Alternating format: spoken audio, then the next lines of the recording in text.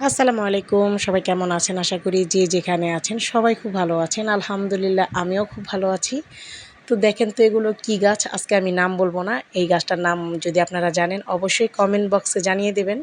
আর এই গাছটা তো আমি খুবই পছন্দ করি। যেখানেই দেখি আমি এটা নিয়ে খেলতে বসে যাই। এটা কিন্তু একদম রাস্তার পাশে ছিল। আজকে একটা যেকোনো কাজে আমরা বের হইছিলাম। তো বের হওয়ার সাথে, সাথে দেখি রাস্তার পাশে এই গাছটা মানে একদম ভরে আছে অনেকগুলো।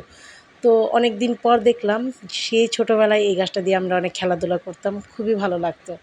তো এটার ফুল কিন্তু আমি কখনো দেখি নাই, মানে যখনই দেখতাম ফুলটা কিন্তু দেখি নাই, প্রথম আমি ফুলটাও দেখলাম। আর আমার কাছে খুবই পছন্দের একটা গাছ। তো সবাই বলেন তো এটা কী গাছ? অবশ্যই কমেন্টস বক্সে জানাবেন। আর আজকাল আমরা খুব বেশি হুটহাট হতাশ হয়ে পড়ি, মানুষ আমাদেরকে নিয়ে কী ভাবলো এটা ভেবে।